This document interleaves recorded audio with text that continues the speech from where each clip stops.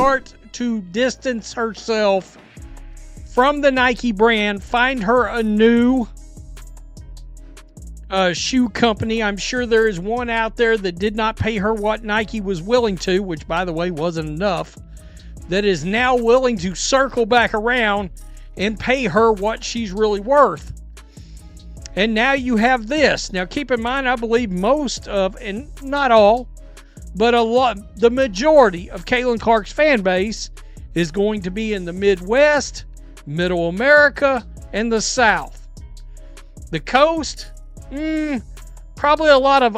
So, Nike just dropped their latest spokesperson announcement. And get this, it's a non-binary furry esports player. Talk about a bombshell. This move instantly put Caitlin Clark, who's their biggest new star, in a really impossible situation. People are already calling for Clark to distance herself. For a lot of fans, it feels like a total betrayal of her huge following. This isn't just some little marketing mistake either. It could turn into a full-blown brand disaster for Clark. Her image and endorsements are totally at risk. Right now, the pressure on her to say something is just massive.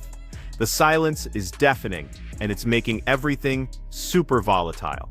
Honestly, this goes way beyond just a shoe deal. It's about core values, and it's pushed a beloved athlete right into an unprecedented cultural crossfire. It feels like she has to respond. So I've been talking about how big Caitlin Clark's signature shoe is going to be for a minute. It's not exactly a new topic. You know, the discussion of what's taking Nike so long before the merchandise rollout started, before the logo unveil happened, was a constant. And people were wondering, did they fumble the bag and what's going to happen? Now, her signature shoe is not out yet. We've started to see some of the logo merch be rolled out, but she's had the player editions for a minute, specifically the Kobe Bryant's. And she has said on the record that's her favorite shoe. And I just want to couch what I'm about to say here, that it is a proven brand in the space. But here's the thing. This isn't Nike's first time doing something really divisive. Remember last year, they got a ton of backlash for featuring Dylan Mulvaney. He's a man who identifies as a little girl, and he was a Nike women's spokesperson. Mulvaney even wore a sports bra in that campaign. A lot of people found that pretty disturbing, and just totally at odds with women's sports.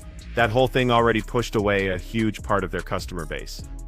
It set a kind of precedent, you know. It really made people question what Nike cares about, and if they actually respect female athletes.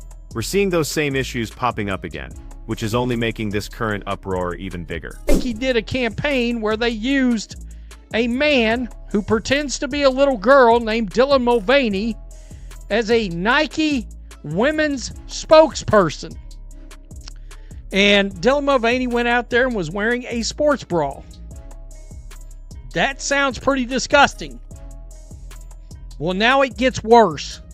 And I think Caitlin Clark should be very aware of her fan base in all of this. I find this pretty disgusting. This is gross. I would love to have a pair of Caitlin Clark shoes when they come out. And the controversies just keep coming. Nike also had an ad campaign for Caster Semenya. They basically said, if you didn't celebrate him, you were a bigot. Plus, get this, the company reportedly funded programs that were aimed at making young boys understand male advantage on different sex hormones. These aggressive, politically charged moves and statements have just consistently made people furious. It's really eroding consumer trust. It's like the brand is getting more and more out of touch with traditional values and with its own customers. Every single campaign pushes the limits of what people will accept. It's building up this huge sense of alienation that's really hitting their market standing. This pattern of baffling choices is pretty alarming and honestly, just unsettling. The Kobe Bryant's, and she has said on the record that's her favorite shoe. And I just want to couch what I'm about to say here, that it is a proven brand in the space. So until her signature shoe actually drops and everybody's wearing that, you have to take into account the sustainability of the Kobe's and how long they've been a part of the culture, versus like the Sabrinas. You know, she has her signature shoe, and for a minute, I don't know what the numbers are now, it was the second most worn shoe across the NBA, beyond the Kobe's. So the Kobe's were already there. But it is interesting to see the new Caitlin Clark. So, this latest move we were talking about. Nike teamed up with British designer Martin Rose for a gaming collaboration. These products actually launched back on October 30th. They feature 5 gaming-style characters, and one of them is Dominique McLean, McLean is a professional esports player, known as Sonic Fox. They identify as non-binary and use he/they pronouns. What's more, McLean is also a self-proclaimed furry, and they compete in a really distinct blue and white fox suit, complete with a big Sonic Hedgehog-style head. McLean is actually the highest-paid fighting game esports player globally, earning over $800,000. But choosing such a unique persona has really intensified the public debate around Nike's brand direction. It's completely baffling traditional sports fans and just fueling a ton of outrage. Well, now it gets worse. And I think Caitlin Clark should be very aware of her fan base in all of this. I find this pretty disgusting. This is gross. I would love to have a pair of Caitlin Clark shoes when they come out. I won't be buying them. I generally speaking, actually, I don't buy anything Nike, and I haven't for probably at least 5 years now. So here we go. Nike did an ad campaign. This is Jennifer Say of The real core of this outrage comes down to a really stark contrast. It's between Nike's chosen spokespeople and the values that Caitlin Clark truly embodies. Her fan base is really rooted in the Midwest, Middle America, and the South, and they deeply connect with traditional family values and just a conventional way of looking at sports. This same group of people already felt super uncomfortable with Nike's past campaigns, especially that dilemma of any endorsement. Now, with a non-binary furry, the gap between Nike's corporate identity and Clark's audience has become a giant, gaping void. People are seeing the brand as completely at odds with the community that actually made Clark a superstar. It's putting her in an impossible spot, forcing her to make a really difficult choice. You know, she has her signature shoe, and for a minute, I don't know what the numbers are now, it was the second most worn shoe across the NBA, beyond the Kobe's. So the Kobe's were already there. But it is interesting to see the new Caitlin Clark colorways being picked up and worn on the court right away. You know, there is no downtime because these things I don't even think are actually out. And you see some stars wearing them. Jalen Brunson, obviously the Knicks' biggest star and really the best Knicks player in a long, long time. You can see him sporting them out on the court. And these were just queued up in a drop for Nike. So they... What's crazy is that prominent sports commentators are openly telling Caitlin Clark to just immediately distance herself from Nike. They're saying she needs a totally new shoe company, one that really aligns with her massive fan base and their values. The feeling is that sure, maybe no other company could offer Nike's financial terms at first, but this whole situation, it's a golden opportunity for a competitor to step in and pay Clark what she's actually worth. This isn't just about the money though, it's about protecting her brand and her legacy from anything that could alienate millions of her loyal supporters. The call for her to cut ties is becoming a viral rallying cry. You're hearing it everywhere, from sports media to fan forums, and it's really cranking up the public pressure. Nike funded impairing young boys to understand how much male advantage they retain on the wrong sex hormones. And now they are in on furries. That's right, you see that. Good God. I mean, it just gets worse with Nike. It gets worse. Let's in case you don't know what a furry is, I guess it's somebody that dresses up like animals in order to have their pleasures. I'm trying to clean. And get this. All this advice comes because there's already been a ton of criticism that Nike totally fumbled Caitlin Clark's endorsement deal. Reports are saying she's just not paid enough, especially when you look at how fast she's risen and the unbelievable impact she's had on women's basketball. Michael Jordan's former negotiator even said her shoe deal should be over $100 million and include her own brand, just like the iconic Jordan brand. But instead, it seems Nike really underplayed her potential. They just didn't capitalize on her unique appeal in the market. This feeling that she's undervalued and that her brand has been mismanaged has only made this whole dilemma even worse. It's making the decision to stay with Nike incredibly tough and, financially speaking, pretty questionable. It really highlights some glaring missed opportunities. Second most worn shoe across the NBA, beyond the Kobe's. So the Kobe's were already there. But it is interesting to see the new Caitlin Clark colorways being picked up and worn on the court right away. You know, there is no downtime because these things I don't even think are actually out. And you see some stars wearing Jalen Brunson, obviously the Knicks' biggest star and really the best Knicks player in a long, long time. You can see him sporting them out on the court. And these were just queued up in a drop for Nike. So they aren't even, I don't think, available yet. Look, Nike's sales figures show a big struggle. The company has been in a slump over the past year.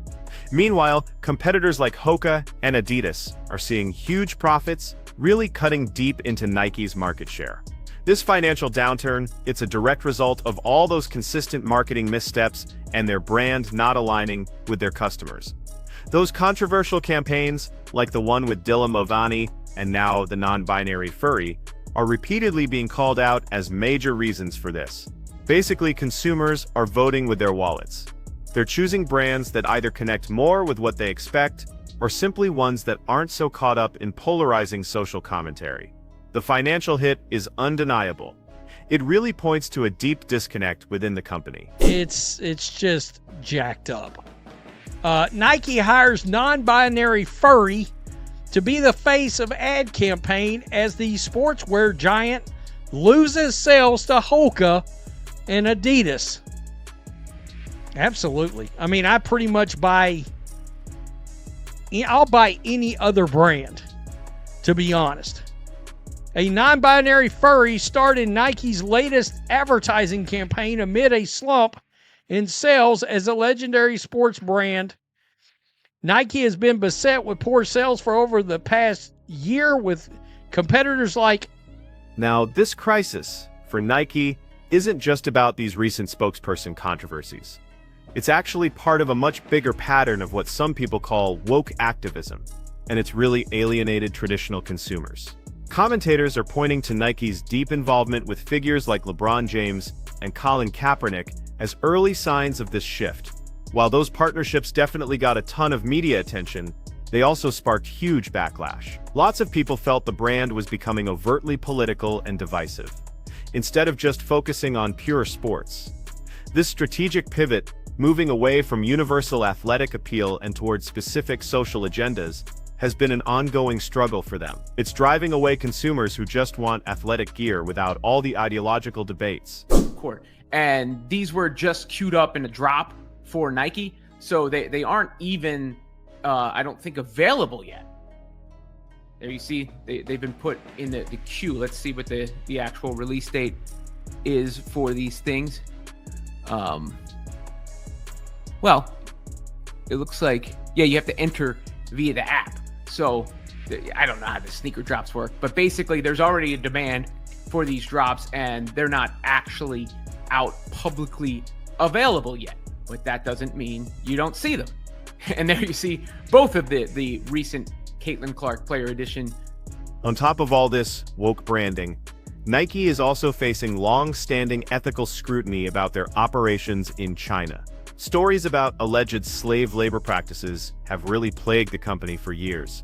That just adds another whole layer of controversy, pushing away conscientious consumers, so you have this shadow of human rights concerns combined with all their polarizing marketing choices. It's creating a perfect storm of negative publicity. Their CEO, Elliot Heel, is now overseeing a pretty significant decline in sales. He's directly dealing with the consequences of decisions that prioritize social messaging over broad consumer appeal, and having an ethical supply chain.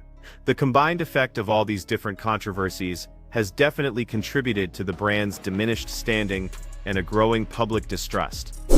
They have included a non-binary furry, Dominique McLean, 27 years old, a professional esports player of several combat games whose furry persona, good God, and gaming alias is Sonic Fox. McLean from Delaware is the highest paid fighting game esports player in the world, with earnings exceeding $800,000 from gaming victories. I guess that's it. Him, whatever. Listen, the cautionary tale of Bud Light is being brought up a lot right now as a serious warning to Nike. Remember when Bud Light had that disastrous partnership with Dylan Mulvaney? That led to a catastrophic loss of billions, and many customers just never came back. That epic failure acts like a terrifying blueprint. It shows how fast a huge brand can just collapse when it totally misunderstands its core audience and their values. The big fear is that Nike, by continuing down this same path with even more provocative choices, is setting itself up for the exact same fate. They risk permanently alienating huge groups of consumers, including all those loyal to athletes like Caitlin Clark. The similarities are just too obvious, and it's making Nike's situation feel incredibly urgent and precarious. Out publicly available yet, but that doesn't mean you don't see them. And there you see both of the recent Caitlin Clark Player Edition shoes on display in the NBA. So a shoe stamp of approval, if you will. And they've been out there a bunch. I mean, these things have been worn all across the league. Here's the brand new ones that are already being worn, as you can see. And this Fever bandwagon account does a really good job collecting things. They had a post the other day on those Fever colored colorways for Caitlin Clark. And, I think for Caitlin Clark, being associated with Nike means she's tied to a brand that critics are saying actually undermines the very values her fan base cherishes. She represents athleticism, hard work, and good old traditional sportsmanship that resonates so deeply with millions across Middle America. So, to align her image with campaigns that feature a non-binary furry or a man in a sports bra, it's seen as a direct slap in the face to her supporters. It's a compromise of her personal brand integrity. The question isn't just about endorsement money anymore. It's about whether she can really stay authentic and connected with her audience, while she's still linked to a company making these kinds of divisive choices. It really forces her into a tough moral situation. It's just messed up. It really is. This is the Nike CEO right now, Elliott Hill, by the way.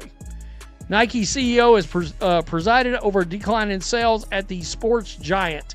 Well, I can tell you something right off the bat that led to sales that were going downhill. Two things. Nike's continued involvement with China is a big one, as in all the stories about slave labor, yada, yada, yada. The other thing is... But even with all this controversy swirling, Caitlin Clark's personal appeal is still undeniable. Her Player Edition shoes, especially the ones in that popular Kobe Bryant style, are seeing unbelievable demand right now. We're talking NBA stars like Jalen Brunson from the New York Knicks already wearing Clark's new colorways, even before they're publicly released. These drops are all lined up for release through the Nike app. That tells you there's huge anticipation and they're going to sell out immediately. This really shows the immense power of her individual brand. Her name alone can drive massive sales, completely separate from Nike's controversial marketing decisions. Her unique pull on the market is a very clear and potent force. Brand new ones that are already being worn, as you can see. And this Fever bandwagon account does a really good job collecting things. They had a post the other day on those Fever colored colorways for Caitlin Clark. And, I think obviously them being the Kobe style has helped them because it's a proven brand for NBA players. But I do also see it as a thing to come, a sign of things to come. That is, when Clark's shoe itself actually drops, that you will see them all across the hardwood, not just in the WNBA, not just in the NBA, but... The thing is, the popularity of Clark's current Player Edition shoes, even before her official signature line even drops, totally signals a powerful future. Commentators are predicting that when her own signature shoe finally hits the market, you're going to see it everywhere on the hardwood. Not just in the WNBA and NBA, but on playgrounds all over the place. This really shows how her brand goes way beyond specific leagues, reaching a universal appeal among all basketball fans. The incredible demand for her current shoes is like a huge preview of what's going to be groundbreaking, widespread adoption of her own branded products. This enormous potential just makes her current entanglement with all of Nike's missteps even more problematic and frustrating for her fans. In turn, I think people forgot. Ooh, that's right. Nike crawled in bed with Dylan Mulvaney. By the way, Dylan Mulvaney, the Bud Light campaign destroyed them. They lost billions upon billions upon billions of dollars. And they have not recovered, by the way. That money, those customers never returned. And now this, non-binary, gay, furry, is now one of the spokespersons. What's really striking here is the irony. While Clark's personal brand is generating massive excitement and has this undeniable market pull, Nike itself seems almost determined to push away the very audience that's fueling her success. The company just keeps embracing these niche, controversial figures for huge ad campaigns. That seems completely at odds with the mainstream appeal and traditional values that define Clark's fanbase. This internal contradiction is creating a super unstable situation. It's like one of Nike's biggest assets, Caitlin Clark, is potentially being undermined by the exact marketing department that's supposed to support her. The brand is essentially creating problems for its own success, making its strategy a subject of intense scrutiny and, honestly, a lot of bewilderment. See it as a thing to come, a sign of things to come. That is, when Clark's shoe itself actually drops, that you will see them all across the hardwood, not just in the WNBA, not just in the NBA, but playgrounds everywhere as well. But you can already see, CC shoes being worn by the NBA players, and the colors being put on display before they are even available for the public. Many people also believe Caitlin Clark's agent has totally failed to protect and maximize her brand. There's criticism that the agent didn't do a good job negotiating her original Nike deal. It left her underpaid and without that essential creative control, unlike, say, Michael Jordan's legacy. This oversight, combined with all of Nike's controversial marketing decisions, puts Clark in a super vulnerable spot. Her representatives absolutely have a responsibility to guide her through this whole mess. They need to make sure her long-term financial stability and public image aren't just sacrificed for some short-sighted endorsement deals. So this raises serious questions about who's representing her and their strategic direction. Now, the uproar over Nike's new furry spokesperson. That's not just about one ad. This is a tipping point. After years of contentious campaigns, from Dylan Mulvaney to Caster Semenya, this latest move really feels like the final straw for a lot of people. There's a real sense that the public has reached its limit, with brands constantly pushing what they see as extreme social agendas. This immediate viral backlash shows what you could call wokeness fatigue. Consumers just aren't overlooking controversial choices anymore. This moment highlights a critical shift in public sentiment. It's forcing brands to seriously reconsider if progressive marketing actually outweighs the massive risk of alienating their broad customer base. Nike's position is definitely more precarious now. So, here's the monumental question facing Caitlin Clark. Does she align with a brand that seems to disregard her core fanbase? Or does she make a bold move to preserve her authentic image and truly connect with her supporters? Her decision here could set a powerful precedent for other athletes dealing with similar pressures. Staying with Nike would totally imply a quiet endorsement of their controversial choices, and that could alienate millions. But leaving, even though it would be financially complex, could solidify her status as an independent voice. She'd earn unwavering loyalty from a fan base that's desperate for genuine representation. Her choice will absolutely be scrutinized. It will shape not just her career, but the entire future of athlete endorsements. The weight on her shoulders is immense. The stakes are incredibly high for both Caitlin Clark and Nike. For Clark, it's all about defining her legacy, keeping her integrity, and protecting her connection with the grassroots fans who made her a phenomenon. For Nike, it's about a serious course correction. It's about trying to reclaim lost market share and rebuilding trust with a consumer base that feels increasingly alienated. This unfolding drama really shows the immense tension between corporate social agendas and the authentic values of a beloved athlete. The consequences of these decisions are going to echo far beyond just shoe sales. They'll influence how athletes, brands, and fans all interact in a rapidly changing cultural landscape, with a deeply uncertain outcome. This current situation with Caitlin Clark and Nike is really a tiny example of a much larger cultural battle that's playing out in the world of sports and endorsements. It forces us to ask, can a global brand truly thrive by consistently alienating large parts of its traditional audience? And how much responsibility do athletes have to align themselves with brands that actually reflect their personal values and the values of their most loyal supporters? The answers to these questions are going to shape the future of sports marketing. It could usher in an era where authenticity and audience alignment finally take priority over controversial campaigns. So, what do you think Caitlin Clark should do? The entire sports world is watching, waiting for her crucial move.